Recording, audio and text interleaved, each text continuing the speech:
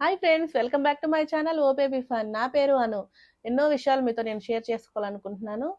అలాగే first time ఎవరైతే ఈ వీడియో చూస్తున్నారో సబ్స్క్రైబ్ చేసుకోండి, లైక్ చేయండి. బిగ్ బాస్ లవర్స్ ఎవరైనా ఉంటే కామెంట్స్ పెట్టండి. అలాగే ఈరోజు నేను ఫస్ట్ ముఖ్యంగా మణికంఠ గురించి మాట్లాడదాం అనుకుంటున్నాను. ఎందుకంటే ఈయనే నాకైతే ఫస్ట్ నుంచి బిగ్ బాస్ సీజన్ 8 కంటెంట్ ఇచ్చుకుంటా నెంబర్ 1గా నిలుస్తున్నాడు. అలాగే ఫస్ట్ టైం ఈయన నామినేషన్స్ నుంచి ఈరోజు తప్పించుకున్నాడు. ఇన్ని వారాలు 5 వారాల్లో ఇన్ని రోజుల్లో 6 వారం ఆయన తప్పించుకున్నాడు.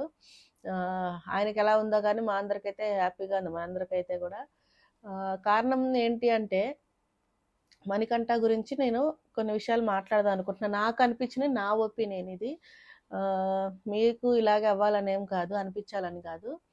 ఏమనుకుంటున్నాను అంటే రాను రాను నాకు మణికంఠ ఒక గ్రాఫ్ పెరుగుతూ వెళ్తుంది బిగ్ బాస్ హౌస్లో అనుకుంటున్నాను.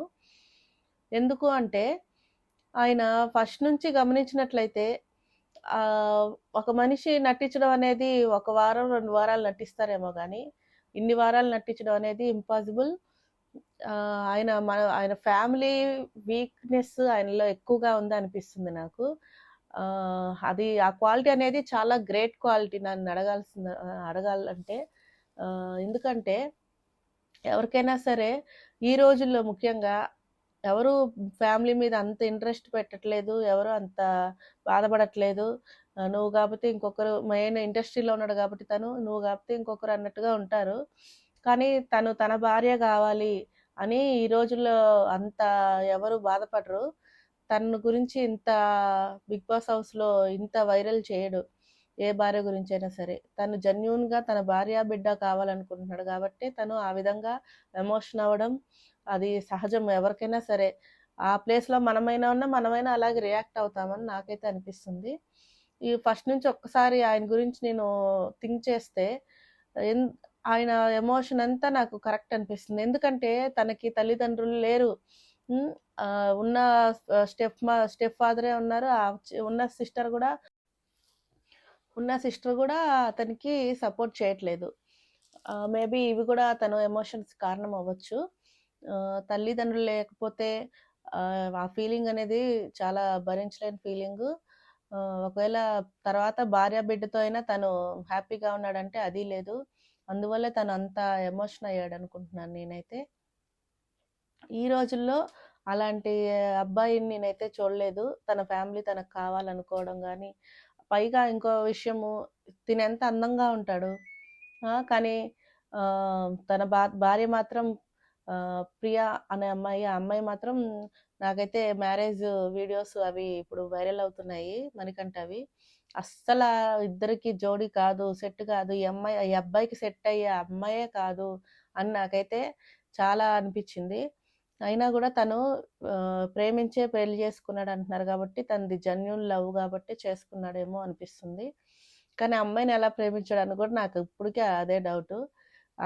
అందుకే ప్రేమ గుడ్డిది అంటారేమో. అమ్మాయిని మ్యారేజ్లో చూస్తే మాత్రం తను అసలు ఇద్దరు జోడీ కానే కాదు అనిపించింది నాకు అట్లా. ఇంకా కానీ ఆ అమ్మాయి కోసం పడే ఆ తపన, ఆవేదన తను బిగ్ బాస్లో చూపించడము అనేది, తన ఎమోషన్ అవ్వడం కూడా అది ఫేక్ కాదు, రియల్ అనే అనిపిస్తుంది. ఇప్పటికీ ఆయన అబ్బాయి అదే స్టాండ్ మీద నిలబడ్డాడు. ఈరోజైతే గంగవ్వతో క్యూట్గా ఏం చేయమంటావు గంగవ్వ, నాకు నా భార్య కావాలి, నాకు ఇష్టం, గుర్తొస్తుంది, ఏం చేయాలి, అందుకే ఏడుస్తున్నాను, ఇంక నుంచి నేను ఏడవనులే, ఎన్ని జెన్యూన్గా అనిపిస్తున్నాయి తన మాటలన్నీ కూడా. నాకైతే అలా అనిపిస్తుంది. ఇంకా తను విన్నర్ మెటీరియల్ కూడా అయ్యే అవకాశం ఉందని అనిపిస్తుంది. ఎందుకంటే బిగ్ బాస్ హౌస్లో గేమ్స్ ఒక్కటే ఆడిన వాళ్ళే కాదు ఇప్పుడు దాకా విన్నర్ అయిన వాళ్ళు. జెన్యూన్గా ఉండి ఒక హీరోయిజం అనేది చూపించిన వాళ్ళు కానీ, జాలి, కరుణ, కనికరం ఇలాంటివన్నీ ఉంటేనే బిగ్ బాస్ హౌస్లో విన్నర్గా ఉండగలరు. ఆ క్వాలిటీస్ అన్నీ నాకు మణికంఠలో ఉన్నాయి. నిజమే తను ఏడుస్తున్నాడు కానీ తన ప్లేస్లో ఎవరున్నా సరే ఇంకా ఎందుకంటే యష్మి టార్గెట్ చేసేసింది, ప్రతి వారం నీకు నామినేట్ చేసేస్తానని. ఇంకా తన బాధ ఎవరితో చెప్పుకోవాలి? హౌస్‌లో ఏమో అమ్మాయిలందరినీ యష్మి తన వైపు తిప్పుకొని మణికంఠ మీద సాడీలు చెప్పడము. మణికంఠలో కూడా తప్పులు లేవని చెప్పట్లేదు. ప్రతి మనిషి తప్పనేది చేస్తాడు. అది సరిదిద్దుకుంటూ వస్తున్నాడు. అది గ్రేట్ అని చెప్పాలా. ఇక్కడ వీళ్ళెవరూ సరిదిద్దుకోవట్లేదు. కానీ మణికంఠ ఖచ్చితంగా సరిదిద్దుకుంటున్నాడు. తన గ్రాఫ్ పెంచుకుంటూ వెళ్తున్నాడు. మారుతున్నాడు. తన బిహేవియర్ కూడా చాలా మార్చుకుంటున్నాడు. అసలు మొన్న యష్మి ఫుడ్ విషయంలో కూడా నాకు చాలా కోపం వచ్చింది. తను ఫస్ట్ వీక్ నుంచి అల్లాడుతా ఉన్నాడు. నిఖిల్ అల్లాడా వాళ్ళ అమ్మ నాకు గుర్తొస్తుంది అది ఇదని. మనకి ఎక్కడ ప్రోమోలో ఎక్కడ కనపడలేదు. మణికంఠదే కనపడింది. తన భార్య కోసం ఎప్పుడు తను విడిపోయింది, నా పాప దూరం అయిపోయిందని ఎంత బాధపడుతున్నాడు. ఆ టైంలో అసలు తను కానీ ఫుడ్ తెచ్చిచ్చుంటే యష్మి సూపర్గా అయిపోయేది. కానీ అక్కడ కూడా తను నెగిటివ్ పాయింట్ తెచ్చేసుకుంది. ఇంకో విషయం, అది యష్మికి కూడా తిను ఫుడ్ తెచ్చిలేదు అనుకోండి, అది వేరే విషయం. వేరే విషయం అంటే నేను దాన్ని తప్పుగా కాదు, తను కూడా తిను రివర్స్గా తీసుకెళ్ళి ఇచ్చుంటే ఇంకా హైలైట్ అయి ఉండేవాడు అని నాకు అనిపిస్తుంది. నా ఒపీనియన్. హౌస్ మేట్స్ కూడా అదే అంటున్నారు. వచ్చిన మన రాయల్ గ్రూప్ వాళ్ళు కూడా, తేజ కూడా అన్నాడు ఇదే పాయింట్. నువ్వు కానీ తీసుకెళ్ళి ఇచ్చుంటే సూపర్ ఉండేది, నువ్వు ఎక్కడికో వెళ్ళిపోయాడు అని. నా ఒపీనియన్ ఇదే అనిపించింది నాకు. కరెక్ట్గా అదే పాయింట్ చెప్పేసరికి నాకు వావ్ ఏంటి ఇలా చెప్తున్నాడు తేజ, నాకు అనిపించింది. ఇంకా చెప్పేది ఏంటి అదే, తను టిట్ ఫర్ ఈ బిగ్ బాస్ హౌస్లో అలా ఉంటేనే నడుస్తుందిలేండి. అయినా మంచితనం అనేది పనికిరాదు జనాలకి, హౌస్ మేట్స్కి కూడా పనికిరాదు. ఎందుకు ఫస్ట్ మెయిన్ యష్మియే తను నెగిటివ్ చేసుకుంటే వెళ్తా ఉంది. ఎవరిని? మణికంఠని, హౌస్ మొత్తానికి ఫస్ట్ నుంచి.